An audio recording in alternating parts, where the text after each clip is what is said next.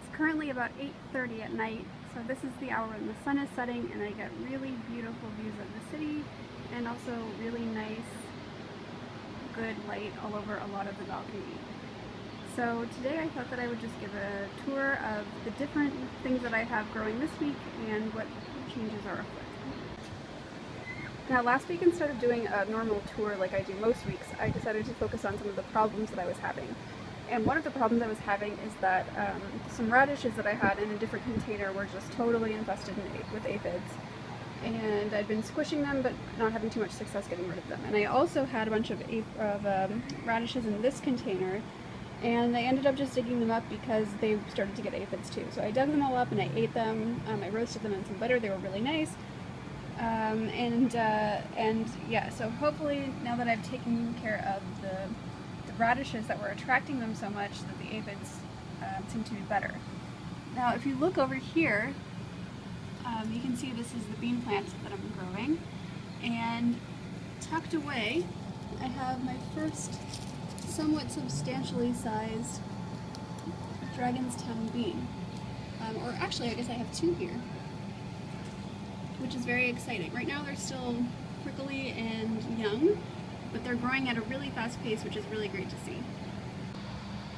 In the adjacent container, and this is again harkening back to last week when I mentioned that I had some powdery mildew on some of my peas, unfortunately the powdery mildew has spread to this container of peas also.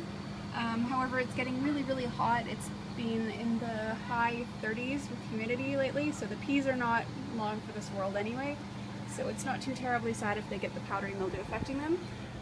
But these peas were planted later than my others, but they are still also having lots of baby peas and flowers growing. I've been eating them. They're really great and very sweet. This container has my red robin tomatoes, and they are growing a little bit taller than they're supposed to. They're supposed to be about, I think, 6 inches tall, and mine are more like a foot tall, so a little taller than I've been hoping. I've been hoping for them to be a little bit shrimpier, but they are producing nice tomatoes. They haven't started turning color yet, but there's lots of tomatoes and lots of little blossoms. So I'm excited to see what these ones will taste like.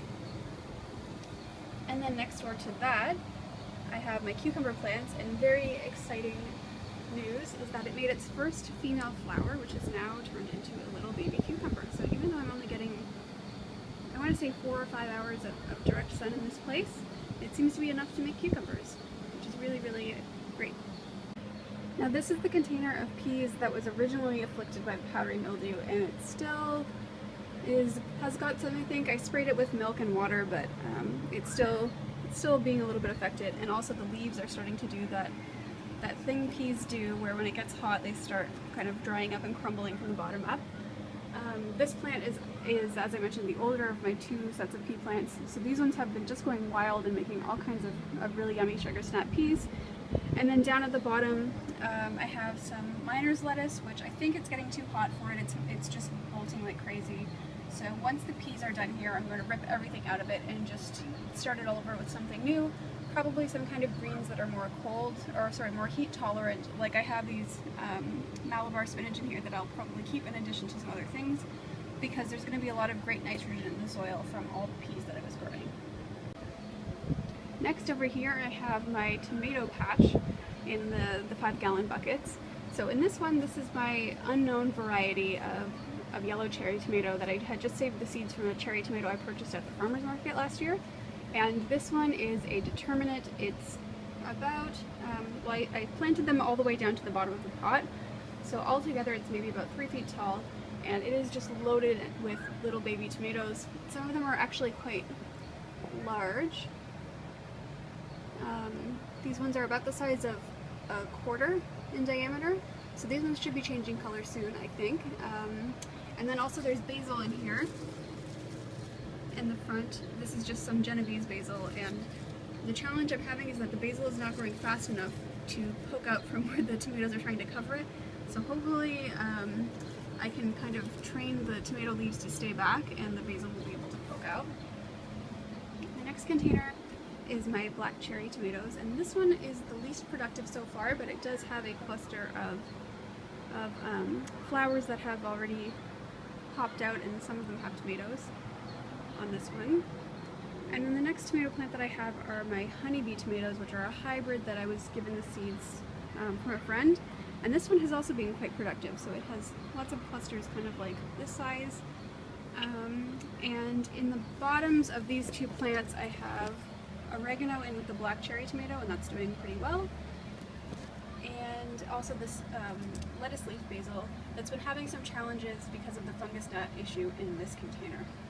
So on my alpine strawberries, here you can see a little cluster of white flowers, and then there's some more flowers over here.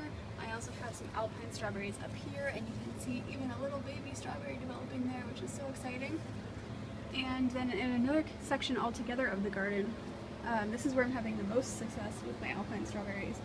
I have a bunch of little berries that are starting here, and a whole bunch of flowers too. So the alpine strawberries are really, really happy in my garden with the amount of sunlight that they're getting. And they're getting not even a tremendous amount of sun. As you can see here, this is the brightest part of the day, and this plant here is still quite shaded. It's getting kind of dappled shade because of the tomatoes next to it. And it doesn't seem to be stopping them from flowering, so that's really good news for people who don't have a lot of direct sunlight in your garden. Alpine strawberries might be a really good way for you to go. Down here, this was a container of spinach and arugula that I had that all just totally bolted and was a mess, so I ripped it all out and just replaced it with a bunch of different things in this container. So right now what you see popping up are some Chinese kale, it's called gailan, and then in the center row I have some beets that have not yet sprouted, and also some Malabar spinach I'm growing down towards this end. But yeah, nothing much to see here at this point except these tiny little Chinese kale sprouts. So up here you see a little bit more of a grown-up version of the Chinese kale that I'm growing here. I've been eating it as baby leaves and it's quite nice. Over on the side I have some bok choy. It's been flowering a little bit, and the flower forming areas have been attracting some aphids. So what I've done is I've put a garlic plant next to it because aphids are repelled by the smell of garlic or different things in the allium family. I've also been spraying this with a mixture of water and Dr. Bronner salsuds with some old tomato leaves sort of crunched up in the water and left to sit there for a while. Apparently the smell of the tomato leaves, which is quite fragrant, repels the aphids. And then over on this side I've got some choy sum, which is another Asian green that I've been eating as babies, and it, as you can see, is also somewhat flowering and going to seed. And that has also been attracting the aphids a little bit, so I sprayed that with the same solution. These are just some more of the red robin tomatoes, and you can see sort of the size issue here. I had been anticipating them being about this tall, but they're so big that they actually are growing all the way through my shelf and up here, which is not the hugest deal in the world, but it just means that I will not be able to move these plants. And they do have some little tiny baby fruit setting on here, as you can see right here. This container is just some baby lettuces that I have growing, some chives, and also some garlic that's not quite getting as much sun as it's liking, so I'm going to have to switch this out with something else. Up here, some violets, which I harvested aggressively today, so it's just looking like a sea of green, and some radishes that I'm letting go to seed. Since I already have these radishes, and these ones do not seem to be affected by the aphids that I was having, I've decided to get rid of the other ones that I had that were really covered in aphids.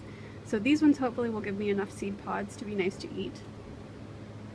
Then over here I have some garlic that's looking much nicer and very healthy, and also some Swiss chard that's stuck in the back. Up here I have my usual herbs that I've shown a million times before, so nothing too exciting there. My chard is getting quite big and is very nice. This terracotta pot of some Jerusalem artichokes with some violets and a pea that's climbing up it is doing pretty well. I also have these plants of dragon's tongue beans that are a little bush beans, so they're kind of all growing together in a cluster and doing really well. I've got some more pansies down at the bottom. This is just a container of a bunch of pansies, so I've been making lots of candied violets out of those. And then up here in this container, my chard and my pansies in here are doing pretty well. I had to end up harvesting all the garlic that I had in here because it was just getting choked out because I let too many pansy plants take over in here before I removed them. And then down here, my carrots are doing pretty well. I harvested one of these recently and it was pretty tasty. They're They were about this big at this stage. And because they didn't get quite enough light at the beginning of their life, I was growing them indoors, they were a little bit woody, however still totally edible and very nice to eat. A homegrown carrot is always a tasty thing. And then this is another container of my Jerusalem artichokes with some lettuce that I really need to eat and use up because it's about to go to seed, I think. It's getting too big.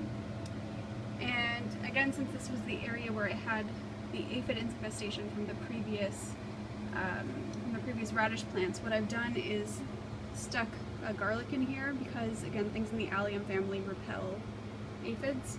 So I just stuck a little garlic plant in here to try and dissuade them from making their home here.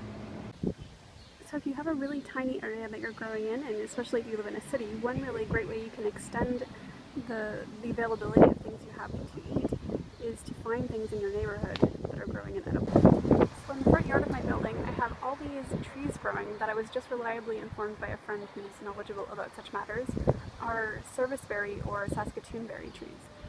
So they just look like little clusters of